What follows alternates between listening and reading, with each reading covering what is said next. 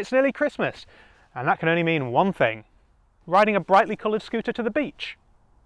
Okay, bear with me, I haven't lost it just yet. You see, when journalists usually test bikes like this, they wait until the middle of summer, ride it to the seaside for some fish and chips, ride it back again, and then say, well, wasn't that lovely?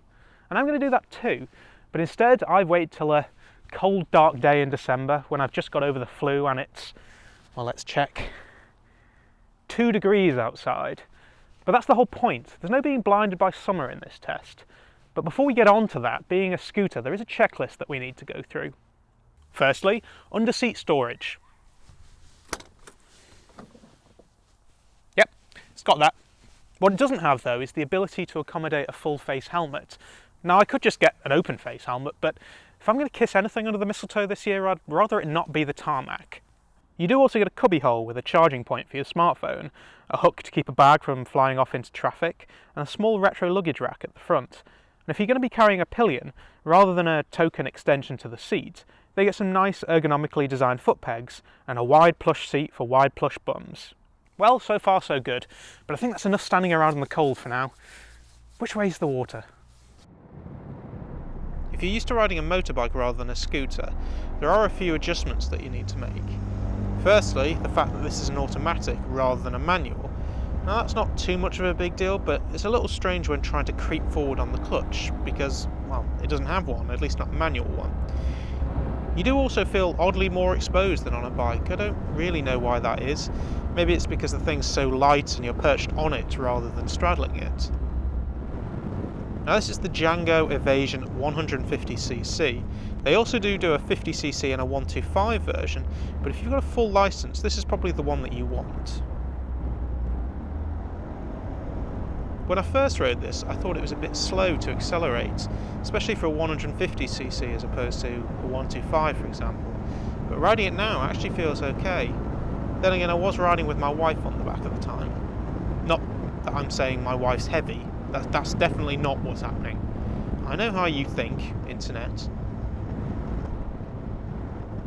I do find myself having to glance at the speedo longer than I normally would, as the larger numbers around the outside are actually kilometres per hour. It feels a little bit like driving an underpowered car. You can get performance out of it, you just need to push it a little. I do need to be a little bit careful with wet manhole covers, as this is a brand new bike with brand new tyres, so it is a little bit slippy.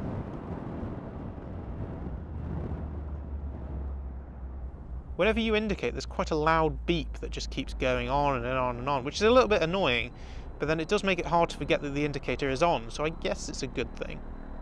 Despite the cold, there's something joyful about riding a scooter like this. I can only liken it to the difference between looking sexy and looking cute.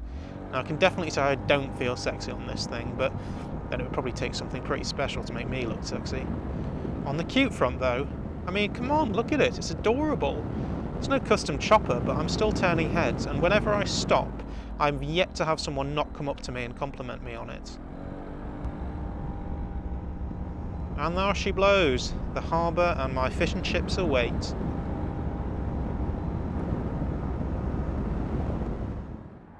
Well, it's the middle of winter, it's dark, it's cold, and having ridden all the way here, I've only found that the fish and chip shop is closed, so I've had to settle for a bag of crisps instead.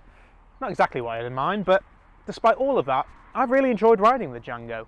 And when it comes to retro-styled scooters, between this and the Vespa, well, just look at it. Would I have one though? That's the key question. Now I've got the 150cc model here, and to be honest, I think the 125 and the 50 are going to be way too slow to accelerate. So if I was going to have any bike in the range, it would probably be this one. The only thing is though, it's a little bit of a shame that it doesn't accommodate a full face helmet under the seat. So I would probably add a rear rack and a top box, and that's going to set you close to the £3,000 mark. But then again, the closest equivalent Vespa is going to set you close to the £4,000 mark. So if I had to choose between the Italians and the French, well, vive la Lyon. Santé. Well, I don't think I'll quite fit a Django under the Christmas tree this year, but if you're in a festive and giving mood, why not hit that subscribe button to keep up with all the latest from Totally Motors and my beautiful face.